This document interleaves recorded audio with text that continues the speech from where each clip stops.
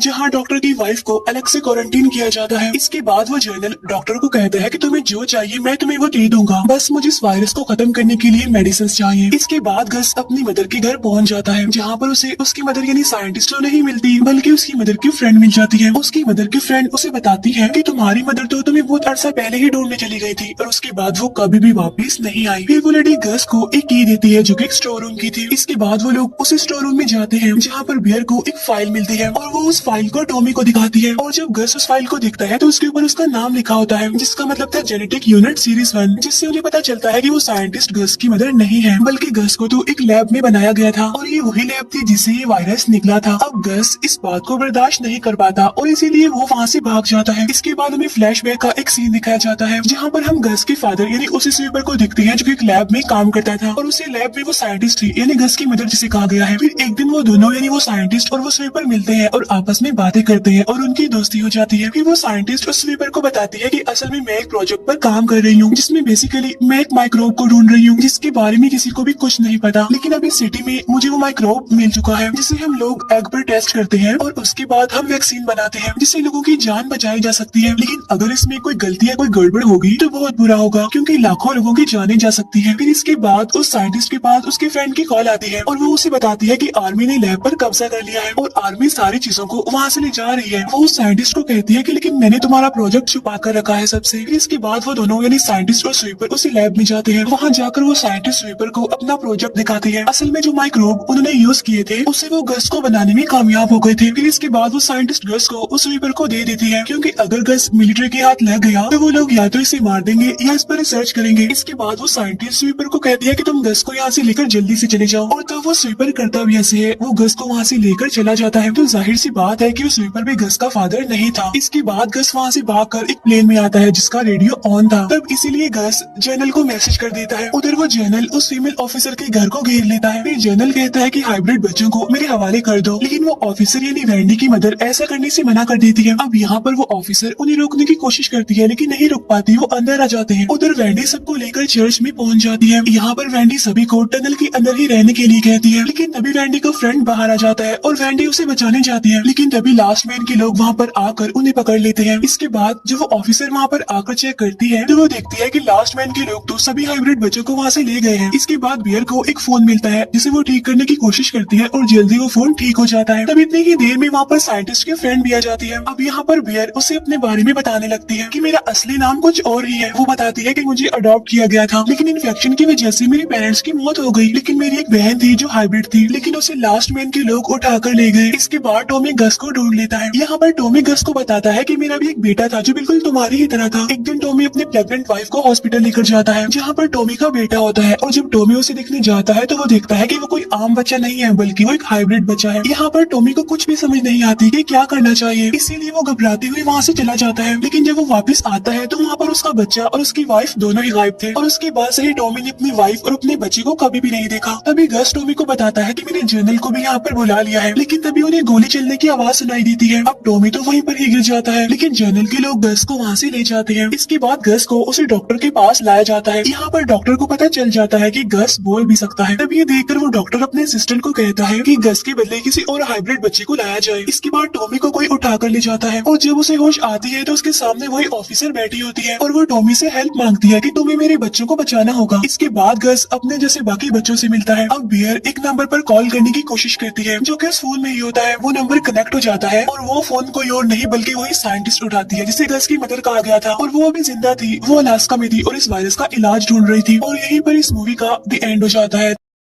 Season की शुरुआत scientist birdie से होती है जो किसी वायरस का इलाज ढूंढने के लिए बर्फीले पहाड़ों के बीच पहुंचती है। पहाड़ से नीचे जाने पर उसे वहाँ एक बोट मिलती है जिसमें बहुत से लोगों की लाशें थीं। वहीं उसे पर्पल फ्लावर भी मिलता है जिसकी तलाश के लिए वो वहाँ गई थी, और इसके साथ उसे एक जर्नल मिलता है। सीन्स कुछ बच्चों पे शिफ्ट होते हैं जो एक डेडली वायरस की वजह से आधे इंसान और आधे जानवर की तरह पैदा हुए हैं। इस वायरस के खिलाफ लड़ने के लिए कुछ लोगों ने अपनी अलग एक टीम बनाई है जिसे लास्ट मैन आर्मी भी कहा जाता है। वो लोग इन बच्चों को इस वायरस की वजह समझते हैं, इसे दुनिया के कोने कोने से ढूंढ के अपने पास एक्सपेरिमेंट के लिए कैद कर लेते हैं। अब ये सारे बच्चे आपस में दूसरे के हमदर्द बने यहाँ से निकलने की प्लानिंग करने लगते हैं। सीन्स इस वायरस का इलाज ढूंढने वाले डॉक्टर आदित्य और इसकी पत्नी पे शिफ्ट होते हैं जहाँ हम देखते हैं कि आदित्य की पत्नी भी वायरस का शिकार है। फिर अधूरे इलाज से ही सही पर आदित्य ने उसे अभी तक जिंदा रखा है। इसी वजह से लास्ट मैन आर्मी का कमांडर उनकी मदद कर रहा है ताकि आदित्य उसे परमानेंट इलाज ढूंढ कर दे। पर अब उसका सब्र जवाब देता जा रहा है और वो आदित्य को आखिरी 2 दिन की मोहलत देता है, वरना आदित्य की पत्नी भी डोज न मिलने पर मारी जाएगी। वहाँ बच्चे कैद में अपनी मॉम एमी को याद कर रहे होते हैं जिसने इनमें से बहुत से बच्चों को इस जालिम दुनिया से बचा के रखा था। तभी उन्हें ख्याल आता है कि अगर किसी तरह ये लोग रेडियो रूम तक पहुँच के उन्हें कॉन्टेक्ट कर ले तो वो इनकी मदद के लिए आ सकती है। अब रेडियो रूम तक पहुँचने के लिए इन्हें इस जेल की चाबी चाहिए थी जिसके लिए बॉबी नामी बच्चे को भेजते हैं जो जमीन खोद के निकल सकता है। वो बड़ी चालाकी से चाबी लेके आने में कामयाब हो जाता है, जिसके बाद हमारा क्यूट सा हीरो गस और वेंडी रेडियो रूम तक तो पहुँच जाते हैं और आर्मी के लोग इन्हें देख लेते हैं और वापस जेल में जाके बंद कर देते हैं। अभी भी गस इन्हें हिम्मत नहीं हारने देता और यकीन दिलाता है कि ये सब एक ना एक दिन बाहर जरूर निकलेंगे। अगले सीन में आर्मी वाले वापस इनके पास आते हैं और गस को अपने साथ एक्सपेरिमेंट रूम में ले जाते हैं क्योंकि आदित्य के पास जो इलाज बनाने वाला जर्नल है उसमें एक इंग्रेडिएंट इन स्पेशल बच्चों का ऑर्गन भी है। आदित्य जब गस से बात करता है तो उसे पता चलता है कि गस 10 साल का है जबकि इस वायरस से अफेक्टेड बच्चे सिर्फ 9 साल ही जिंदा रह सकते हैं। आदित्य को एहसास होता है कि ये बच्चे वायरस की वजह नहीं है, जिसके बाद गस आदित्य को वायरस का इलाज ढूंढने में मदद का वादा करता है जबकि आदित्य किसी भी और बच्चे को नुकसान न पहुंचाने का। सीन्स गस की दोस्त बियर पे शिफ्ट होते हैं जो साइंटिस्ट बर्डी से रेडियो पे बात करती है। यहाँ हमें पता चलता है कि गस बर्डी को अपनी माँ समझता था, फिर असल में वो बर्डी के एक्सपेरिमेंट का नतीजा है। बर्डी बियर को उसके घर से जल्दी एक सीडी लेकर निकलने का कहती है क्योंकि इस रेडियो फोन में एक ट्रैकर है जिसे ट्रेस करते जल्दी लास्ट मैन आर्मी यहाँ आती होगी। बियर वो सीडी लिए आर्मी के लोगों से जैसे तैसे बच निकलने में कामयाब हो जाती है। सीन्स एमी और गस के दोस्त टॉमी पे शिफ्ट होते हैं जो बच्चों को बचाने के लिए जू में घुस तो जाते हैं पर बिल्कुल बच्चों के पास पहुंचने पर वो पकड़े जाते हैं, जिस पर उन्हें नाकामी वापस लौटना पड़ता है। पर जाने के पहले टॉमी गस के लिए सॉफ्ट टॉय छोड़ जाता है, जिससे बच्चों को अंदाजा हो जाता है कि एमी और टॉमी उन्हें बचाने के लिए आने वाले हैं। आदित्य वापस गस को एक्सपेरिमेंट के लिए बुलाता है। इस बार वो उसे चीजें याद करवाने के लिए पर्पल फ्लावर्स के बीच छोड़ता है, जिनसे वायरस से अफेक्टेड लोगों को नशा सा होने लगता है और ऐसे आदित्य गस से अपने किसी भी सवाल के जवाब निकलवा सकता है। ऐसे ही वो गस को वापस उसकी मेमोरीज में जाने को भूलता है, जिससे उसे पता चल जाता है कि इस वायरस को दुनिया में लाने वाला फूड स्मिथ था। बियर भी नई दोस्त ढूंढकर उनके साथ अपने आगे का सफर शुरू कर देती है। सीन्स एमी और टॉमी पे शिफ्ट होते हैं, जो जू में छुपे एक ट्रक ठीक करने की कोशिश कर रहे होते हैं कि वहाँ एक ड्रोन उन्हें ढूंढते पहुंच जाता है, जिस पर ये दोनों जल्दी से ट्रक को स्टार्ट करते हुए आर्मी के लोगों से बच के निकलने की कोशिश में लग जाते हैं, जहाँ बच्चों को लगता है कि वो दोनों इन्हें बचाने आ रहे हैं। और जब उन्हें पता चलता है कि वो इन लोगों के बगैर ही बाहर निकले तो बच्चे काफी मायूस हो जाते हैं। एमी और टॉमी अब और लोग ढूंढ के फुल तैयारी के साथ वापस आने के लिए वहाँ से निकल जाते हैं, जबकि बच्चे अब अपनी मदद आप करने का फैसला करते हुए खुद यहाँ से निकलने की प्लानिंग करने लगते हैं, जिस पर गस कहता है कि वो जंगल के बीच उसके घर जा सकते हैं, जहाँ उसके पापा ने उसे छुपा रखा था। सीन्स पास्ट में शिफ्ट होते हैं, जहाँ हमें पता चलता है कि गिलियन नामी साइंटिस्ट ने ही फूडस्मिथ नामी लैब में एक्सपेरिमेंट शुरू किया था, क्योंकि उसे बहुत सारे तजस्सुस थे कि ये दुनिया कैसे बनी, और इन्हें सवालों के जवाब ढूंढने के लिए उसने ये सब शुरू किया। आदित्य फूडस्मिथ के बारे में मजीद जानने के लिए निकल जाता है, क्योंकि उसे लगता है कि सिर्फ वो ही अब इस सब को खत्म कर सकता है। वहाँ बियर को पता चलता है कि उसका दोस्त लास्ट मैन आर्मी की टीम बनने जा रहा है, क्योंकि उसके हिसाब से वो लोग बुरे नहीं है और लोगों की मदद कर रहे हैं। एमी भी अपने कुछ दोस्तों को मदद के लिए कॉल कर देती है। सीन्स आदित्य और गस पे शिफ्ट होते हैं, जो आर्मी वालों के साथ उस लैब में तो पहुंच जाते हैं, पर उन्हें वहाँ कुछ नहीं मिलता। आखिर तंग आके आर्मी वाला उन्हें वापस चलने को कहता है, तो एक हाइब्रिड क्रोकोडाइल इन पे हमला कर देता है। पहले तो गस उसे डर के भागने लगता है, और फिर अपने डर पे काबू पाते हुए उससे दोस्ती कर लेता है, और उसे पता चलता है कि इस बच्चे का नाम पीटर है। उतनी देर में आर्मी वाले वहाँ पहुँच के उसे बेहोश करते हुए कैद कर लेते हैं। सीन्स लास्ट मैन आर्मी के कमांडर पे शिफ्ट होते हैं, जो उसी फैक्ट्री टाउन पहुँच जाता है जहाँ एमी और टॉमी थे। वहाँ वो क्यूर देखते हुए लोगों के अंदर एक उम्मीद पैदा करते हुए उसे ज्वाइन करने का कहता है, पर एमी और टॉमी ये देख के बहुत हर्ट होते हैं, क्योंकि वो जानते हैं कि ये क्यूर उनके बच्चों को मार के बना रहा है। सीन्स आदित्य और गस पे शिफ्ट होते हैं, जिन्हें गिलियन की एक वीडियो मिल जाती है, जिसमें उसने अपने एक्सपेरिमेंट का जिक्र किया है। वो और बर्डी मिलकर इस एक्सपेरिमेंट पे काम कर रहे थे, जिससे वो बीमारी के बगैर एक अच्छी और लंबी जिंदगी गुजारने का तरीका ढूंढ सके, साथ ही साथ हर किस्म की बीमारी का इलाज भी। इसी एक्सपेरिमेंट के दौरान वो गस को बनाने में कामयाब हुई थी। ये सब देख के आदित्य का तो दिमाग ही फिर जाता है। फिर मजीद रिसर्च के लिए वो ये सारे सबूत वापस साथ ले जाता है। सीन्स बियर पे शिफ्ट होते हैं, जो गस तक पहुंचने के लिए लास्ट मैन आर्मी का हिस्सा बनती जू पहुंच जाती है। वहाँ गस जब जेल में वापस पहुंचता है तो सब बच्चे उससे नफरत करने लग चुके थे, क्योंकि एक तो उसने उनसे झूठ बोला था कि उनका एक साथी भाग निकला है, जबकि उसे आर्मी वाले मार चुके हैं, और दूसरा ये कि ये सब भी समझ चुके थे कि गस इनसे अलग और स्पेशल है, तभी आर्मी वाले से कुछ नहीं कह रहे, इसलिए अब वो सब उसके बगैर यहाँ से निकलने की प्लानिंग करने लगते हैं। वहाँ आदित्य लैब से लाइट चिकन को इस्तेमाल करते हुए एक्सपेरिमेंट करता है और वायरस का तोड़ ढूंढने में कामयाब हो जाता है। सीन्स एमी और टॉमी पे शिफ्ट होते हैं, जो एमी के दोस्तों के पास पहुँचते हैं, और वो लोग इनकी मदद के लिए तैयार हो जाते हैं, क्योंकि लास्ट मैन आर्मी को हरा के उन्हें बहुत सारा खाना और पैसा मिलेगा। अब ये लोग साथ मिलकर प्लानिंग तो करने लगते हैं, पर उन लोगों को बच्चों से कोई खास मतलब नहीं था, जिसपे वो एमी और टॉमी के सामने ही बच्चों के बारे में अजीब बातें कर देते हैं, जो उन दोनों को काफी हर्ट करती है। बॉबी गस पे यकीन करते हुए उसे काम डाउन करता है, और फिर गस की मदद से एक टनल से होता हुआ मदद ढूंढने निकल जाता है। पर इस बात पे भी वेंडी गस पे गुस्सा करने लगती है, क्योंकि उसे डर था कि बॉबी किसी खतरे में ना चला जाए। जब जनरल को पता चलता है कि आदित्य ने क्योर ढूंढ लिया है तो वो खुश तो बहुत होता है, पर फिर क्योर आदित्य के हाथ से छीन लेता है और उसे उसकी पत्नी की मदद नहीं करने देता, क्योंकि अभी उसे आदित्य से और भी काम है। सीन्स भी अब शिफ्ट होते हैं, जो दिन ब दिन अच्छे से अपनी ट्रेनिंग पूरी करते हुए गस के मजीद करीब जानने लगती है। एमी बार बार टॉमी से उसके पास के बारे में पूछती रहती है, जहाँ आखिर टॉमी उसे बता देता है कि पहले वो लास्ट मैन आर्मी का हिस्सा था, क्योंकि उन्होंने उससे वादा किया था कि वो उसे उसका हाइब्रिड बेटा और पत्नी ढूंढने में मदद करेंगे। इसी चक्कर में उसने बहुत से हाइब्रिड बच्चों को पकड़ा था, और उनमें शायद एमी के बच्चों से भी कोई हो सकता है। पर फिर जब उसे एहसास हुआ कि वो गलत कर रहा है तो उसने ये काम छोड़ दिया, और इसके बाद ही वो गस से मिला। ये सब सुन के एमी काफी हर्ट हो जाती है। चैनल के आदित्य और उसकी पत्नी के साथ डिनर पे हमें पता चलता है कि वो आदित्य की मदद से लोगों तक क्योर का सच ले जाना चाहता है, ताकि सब उसको अपना लीडर समझने लग जाए। वहाँ टॉमी का गस के लिए भेजा टॉय आर्मी के लोग देख के अंदर आ जाते हैं और बच्चों को डरा के उनसे सच जाने की कोशिश करते हैं, जहाँ बातों में गस को पता चल जाता है कि पीटर मारा गया है, जिसपे वो गुस्सा हुए अपने हॉर्न से आर्मी वालों को सदमे किए वहाँ से भाग निकलता है, पर जाके जनरल से टकरा जाता है। बॉबी जू से निकलने में कामयाब हो जाता है। सीन्स भी पे शिफ्ट होते हैं, जो आर्मी वालों के साथ अपने पहले मिशन यानी हाइब्रिड को पकड़ने निकल जाती है, पर अगर वो इसमें कामयाब हो गई तो गस से मिल पाएगी। वहीं दूसरी तरफ एमी और उसकी टीम भी पूरी तैयारी के साथ हमले के लिए निकल जाते हैं, पर एमी टॉमी को साथ ले जाने से मना कर देती है, लेकिन टॉमी गस की मदद के लिए कैसे न जाता, इसलिए बस लिए उनके पीछे निकल जाता है। सीन्स जनरल पे शिफ्ट होते हैं, जो पहले गस को अच्छे से डराता है और फिर उसे सबक सिखाने के लिए उसका एक हॉर्न काट के उसे वापस जेल में बंद कर देता है, जहाँ सारे बच्चे उसके लिए परेशान वापस उससे दोस्ती कर लेते हैं। मीटिंग से पहले आदित्य एक बार फिर क्योर को टेस्ट करता है तो उसमें एक वायरस निकल आता है, जिस पर वो तो परेशान हो जाता है, पर उसकी पत्नी जो पिछले 9 साल से इस क्योर का इंतजार कर रही थी वो अब थक चुकी थी। इससे आदित्य को भी चुप रहने का कहती है और मीटिंग में सबके सामने सच बोलने का बोलती है ताकि वहाँ एक फसाद मच जाए और आदित्य अपनी पत्नी के साथ जनरल की कैद से आजाद होकर निकल सके। सारे ग्रुप्स के लीडर जनरल के पास क्योर की मीटिंग के लिए पहुंच जाते हैं, पर जनरल आदित्य को ज्यादा कुछ बोलने ही नहीं देता और उन्हें एक नई सिटी का मैप दिखाते हुए सब वापस नॉर्मल होने की उम्मीद दिलाता नजर आता है। वहीं दूसरी तरफ बच्चे अपनी प्लानिंग पूरी करते हुए आर्मी वालों को ट्रिक करते हुए बेहोश करके जेल से तो निकलने में कामयाब हो जाते हैं। वहाँ हम देखते हैं कि जनरल से जो सब लोग मिलने आए हैं वो किसी न किसी चीज में माहिर है और इसीलिए जनरल को अपनी इस नई सिटी बनाने में उनकी जरूरत है, जिन्हें उसका आइडिया किसी हद तक पसंद भी आता है। टॉमी जू पहुंच के आर्मी को डिस्ट्रैक्ट करने में लग जाता है। वहाँ बच्चे निकलने की कोशिश कर रहे होते हैं तो एक बच्चा आर्मी वाले के हाथ लग जाता है, जो देखते हुए गस खुद आर्मी को अपने पीछे लगा के बच्चों को भगा देता है। खुद वो जनरल की मीटिंग में पहुंच जाता है, जहाँ उसका राज फाश कर देता है कि वो इन हाइब्रिड बच्चों को मार के क्योर बना रहा है, जिससे उनके किसी को खास अच्छा नहीं लगता, जिस पे वो गस को मरवाने की कोशिश करता है। तो खुद जनरल का भाई जो उसके जुल्म से तंग आ गया था गस को भागने में मदद करता है। सब लोग मीटिंग से वापस जाने लगते हैं तो जनरल मिस्टर को रोकने की कोशिश करता है, जो उससे भी बड़ी शैतान निकलती है और इसके साथ मिलकर बाकी दोनों टीम के रिसोर्सेज हासिल करने के लिए उनके लीडर्स को मरवा देती है। वहाँ टॉमी आर्मी वालों से ट्रीट करता है कि वो उन पे होने वाले हमले की डिटेल्स उन्हें बता देगा अगर वो गस को उसे दे देंगे। पर तभी बॉबी वहाँ जमीन से निकल आता है, जिसे बचाने के लिए टॉमी आर्मी वालों से लड़ने लगता है और उसे बचाता खुद जख्मी हुआ बेहोश हो जाता है। आदित्य अब अपनी पत्नी की सुनने के बजाय बस पागलों की तरह क्योर को ढूंढने लग जाता है। सीन्स कस पे शिफ्ट होते हैं, जो आर्मी वालों से भागते हुए टॉमी की जेल तक पहुंच जाता है, जहाँ हम इन दोनों के बीच एक क्यूट और इमोशनल मोमेंट देखते हैं। वहाँ एक तरफ पियर जू तक पहुंच जाती है, वहीं दूसरी तरफ एमी प्लेन पे अपनी टीम के साथ जू पे हमले के लिए पहुंच जाती है, जिनके केमिकल अटैक की वजह से जनरल को जू से निकलना पड़ता है और वो अपनी टीम को पीछे बच्चों को ढूंढने के लिए छोड़ जाता है। एमी जेल तक पहुंचती है पर बच्चे पहले ही वहाँ से निकल चुके थे। गस टॉमी के साथ बाकी बच्चों को ढूंढने निकल जाता है। वहाँ बच्चे नीचे तो आर्मी से बच नहीं पाते, इसलिए रस्सी की मदद से रूफ पे जाने लगते हैं, पर वेंडी गस को ढूंढने निकल जाती है। वहाँ अब जनरल भी अपने वेपन्स के साथ एमी की टीम पे हमला शुरू कर देता है और बीर जैसे तैसे इस जंग के माहौल से निकलते हुए गस के पास जाने की कोशिश करती नजर आती है, जहाँ उसकी पुरानी टीम की दोस्त उसे गस की से पागलों की तरह मदद करने की वजह पूछती है। तो हमें रिवील होता है कि वेंडी असल में बीर की बहन है, जिसे ढूंढने के लिए ही बीर गस की इतनी मदद कर रही है, इस उम्मीद से कि शायद अगर गस उसकी मॉम तक पहुंच जाए तो बीर कभी उसकी बहन वेंडी मिल जाए। ये देख के अब बीर की दोस्त उसकी मदद के लिए उसके साथ आ जाती है। एमी बच्चों को ढूंढते हुए एक्सपेरिमेंट लैब तक पहुंचती है, जहाँ ये देख के हाइब्रिड बच्चों के साथ कैसा सलूक होता है, एमी को तो पारा चढ़ जाता है और गुस्से में उस लैब को आग लगा देती है। आर्मी वाले बच्चों तक पहुंचते हैं तो आखिरी मोमेंट पे गस और टॉमी उन्हें बचाने वहाँ आ जाते हैं और टॉमी आर्मी वालों से लड़ते हुए बच्चों को फिर भागने का मौका देता है। वेंडी गस को ढूंढते हुए एमी तक पहुंच जाती है। वहाँ टॉमी के लिए अकेले आर्मी वालों से लड़ना मुश्किल हो रहा था, पर गस की परेशान शक्ल देख के वो उनका बुरा हाल कर देता है। गस के पीछे जो आर्मी वाले थे उन पे एलिफेंट गिरता उन्हें बेहोश कर देता है, जिसके बाद सारे बच्चे टॉमी के साथ बस पे बैठ जाते हैं। वहाँ जनरल एमी की सारी टीम को हरा के वापस के लिए निकल जाता है। उधर आदित्य को एहसास होता है कि असल में क्योर का मिसिंग इंग्रेडिएंट गस है और वो एक बार फिर भागने की बजाय वापस लैब चला जाता है। एमी और वेंडी भी बाकी सबके पास पहुंच जाते हैं और ये सब जनरल के सामने वहाँ से भाग निकलते हैं, जिसमें आखिर जनरल हार मान लेता है। दूसरी तरफ आदित्य लैब को जला देख के परेशान हो जाता है और वापस आके अपनी पत्नी को वहाँ न देख के पूरी तरह टूट जाता है, जिसके पागलपन से तंग आयु से छोड़ के चली गई थी। लेकिन हम देखते हैं कि डीट जनरल ने अभी भी हार नहीं मानी है। ये सब एक नई शुरुआत के लिए निकलते हैं, पर फिर इन पे हमला हो जाता है। इन्हें बचाने के लिए पीर भी अपनी दोस्तों के साथ वहाँ पहुँच जाती है, पर टैंक इन पे हमला करने के बजाय इनके सामने रास्ते रोकी बस को हटा देता है और टैंक एंडरसन का दोस्त बॉब भी निकलता है, जिसके बाद पीर के दोस्त लास्ट मैन आर्मी से लड़ाई के लिए निकल जाते हैं, जबकि पीर इन सब के साथ आगे बढ़ जाती है। सीन्स पास में बर्डी पे शिफ्ट होते हैं, जो गवर्नमेंट के उनके लैब पे हमले के बाद सारे सबूत छुपाती नजर आती है, पर आखिर में वो लोग उसे उठा के अपने साथ ले जाते हैं। प्रेजेंट में बियर गस को उसकी मॉम की टेप दे देती है, वहीं वो वेंडी से भी मिलती है और इसे देख के बहुत खुश नजर आती है, और ये रिवील नहीं करती कि वेंडी उसकी बहन है। एमी पार्क पे रुके बच्चों को एंजॉय करवाती है, पर वापस जाते हुए बस में नहीं जाती, जिस पर टॉमी के उसके पीछे जाने पर वो रिवील करती है कि उसे वायरस लग चुका है, पर वो क्योर लेने को भी तैयार नहीं है, क्योंकि वो उसके बच्चे के खून से बना है। इस पे दोनों इस कड़वे सच को अपने दिल में लिए बच्चों को किसी तरह सही सलामत कैबिन तक ले जाने के लिए निकल जाते हैं। अगली सुबह ये लोग बच्चों को उस कैबिन तक ले जाने में कामयाब हो जाते हैं, जहाँ बच्चे एक नई जिंदगी की शुरुआत तो करते हैं, पर अभी भी इस बात से अनजान है कि उनकी माँ जल्दी मरने वाली है। गस फाइनली अपनी माँ की सीढ़ी चला के सुनता है, जहाँ सारी स्टोरी पास में भी चली जाती है और हमें पता चलता है कि सबसे पहला वायरस का असर किलियन को हुआ था, क्योंकि उसने इनकी बनाई हुई दवाई खुद को इंजेक्ट कर ली थी, पर उसका उल्टा असर हो गया और ऐसे ही वायरस फैलना शुरू हुआ। वो बर्डी से गस के बारे में पूछती है, वो बर्डी उसे कुछ नहीं बताती। किलियन के हिसाब से गस ही क्योर है, वो बर्डी उसे अपना बेटा समझती थी, इसलिए उस पे एक्सपेरिमेंट के लिए तैयार नहीं थी। वहीं गिलियन उसे बताती है कि ये सब उसके ग्रैंडपा ने शुरू किया था, जो इस क्योर की तलाश में अलास्का चले गए थे। अब जब बर्डी को एहसास होता है कि उसका वापस गैस के पास जाना सेफ नहीं है, तो वो अपने बेटे को इस जालिम दुनिया से बचाने के लिए मजीद सवालों के जवाब ढूंढने के लिए अलास्का किलियन के ग्रैंडपा के पीछे निकल जाती है। और स्टार्टिंग सीन्स में हमें उन्हीं लोगों की डेड बॉडीज मिली थी। पियर अपनी दोस्त वेंडी के बारे में बात करती नजर आती है। जब वो लास्ट मैन आर्मी पे हमला करने गई थी तब पियर उसे अपनी लोकेशन बता देती है, जो जनरल सुन लेता है और साथ ही ने कब्जे में भी ले लेता है। वहाँ पियर हिम्मत करते हुए वेंडी को सच बताने उसके पास पहुँच जाती है, पर फिर हिम्मत नहीं कर पाती इस डर के साथ कि वेंडी उसका भरोसा करेगी कि नहीं। बस अपनी मॉम को ढूंढने अलास्का जाने की बात करता है तो टॉमी उसे समझाता है कि अभी उसकी माँ से ज्यादा इन बच्चों को उसकी जरूरत है। वहाँ एमी बच्चों को अपने वायरस से अफेक्ट होने का बता देती है, जहाँ हमें बहुत इमोशनल मोमेंट्स देखने को मिलते हैं। रात में इन सबको अजीब आवाजें सुनने को मिलती है। तभी वहाँ बियर की दोस्त जख्मी हालत में पहुँचती है, जो जनरल की तरफ से वार्निंग थी कि वो जल्दी आ रहा है। वहाँ हम देखते हैं कि जनरल ने सब बियर के दोस्तों को मार डाला है। सीन्स आदित्य पे शिफ्ट होते हैं, जो पर्पल फ्लावर्स में जाके बैठ जाता है और उसे ड्रीम आता है कि कसी सबका क्योर है और वो खुशी से पागल हो जाता है। एमिया भागने के बजाय लड़ने का फैसला करती है, क्योंकि वो समझ चुकी थी कि जब तक जनरल को रोका न गया वो इन बच्चों का पीछा नहीं छोड़ेगा। इससे टॉमी, एमी और कस यहाँ लास्ट मैन आर्मी से लड़ने के लिए रुक जाते हैं, जबकि बाकी बच्चों को बियर के साथ किसी सेफ जगह जाने के लिए भेज देते हैं। कस इस जंगल को अच्छे से जानता था, वो टॉमी और एमी के साथ मिलकर लास्ट मैन आर्मी के लिए चाल तैयार करने लग जाता है, जिसमें वो लोग बहुत हद तक कामयाब भी हो जाते हैं। वहाँ बियर बच्चों को लेके कस और टॉमी के दोस्तों के पास पहुँच जाती है, जिन पर कस को यकीन था और वो बच्चों को सेफ रखने के लिए कुछ भी करने को तैयार हो जाते हैं। जनरल की टीम जंगल में पहुँच जाती है, जहाँ उसका भाई उसे अब सबको रोकने को कहता है, पर जनरल तो किसी की सुनने को तैयार नहीं था। इसलिए उसका भाई उस पर गोली भी चला देता है, पर जनरल को उसके इरादों का पहले ही अंदाजा हो गया था, इसलिए उसने गन खाली कर दी थी, जिसके बाद वो खुद ही अपने भाई को मार डालता है और हाइपिट्स के पीछे निकल जाता है। पर कस ने उनके लिए अच्छा जाल तैयार कर रखा था, जिसमें एक एक करते आर्मी के लोग फंसने लगते हैं और आखिर में एक एक करते सबको मार के टॉमी जनरल को भी पकड़ने में कामयाब हो जाता है। सीन्स वेंडी पे शिफ्ट होते हैं, जो बियर को पीछे छोड़कर अपनी माँ की मदद के लिए भाग निकलती है। जनरल टॉमी को जख्मी करते कस के पीछे निकल जाता है, जिसमें एमी कस को छुपा के खुद उससे मुकाबले के लिए निकल जाती है। जबकि जनरल की असिस्टेंट वेंडी को पकड़ती है तो बियर कमाल एंट्री करते हुए उसे बचाने के लिए लड़ाई शुरू कर देती है और एक अच्छी फाइट देते हुए बियर से हराने में भी कामयाब हो जाती है। जहाँ बियर की पॉकेट से गिरे नेकलेस से वेंडी को पता चल जाता है कि वो उसकी बहन है, तो वेंडी इस बात को एक्सेप्ट करने के बजाय आगे बढ़ जाती है। एमी जनरल को अच्छी फाइट देते हुए उसके ब्लड में अपना ब्लड इंजेक्ट करते हुए उसे भी इन्फेक्ट कर देती है, जो देखते हुए कस से टाइम भी क्यों लिए वहाँ से भाग निकलता है, पर जनरल उसे पाँव पे गोली मारता जख्मी करके वायरस दिए मार नहीं लगता है कि टॉमी वहाँ पहुँच जाता है, पर वो भी अभी कुछ नहीं कर सकता था। ये देखते हुए कस अपने एनिमल फ्रेंड्स को बुलाता है, जो जनरल को चीरते वहाँ से निकल जाते हैं। वेंडी एमी के पास पहुँचती है और कस स्माइली फेस के साथ क्योर पकड़ टॉमी की तरफ बढ़ता है, जिससे सब सही हो गया है, पर तभी जनरल पीछे से कस को एरो से मारता जख्मी कर देता है, जिसके बाद वो खुद भी मर जाता है। बेहोशी में कस को अलास्का में बड़ी बुरी हालत में नजर आती है, जैसे वो मदद के इंतजार में हो, जिस पर अब कस अपनी नए एडवेंचर पे अपनी फैमिली के साथ अलास्का बर्डी को ढूंढने निकल जाता है और इसी के साथ ये सीजन यहीं एंड हो जाता है। Thank you for watching.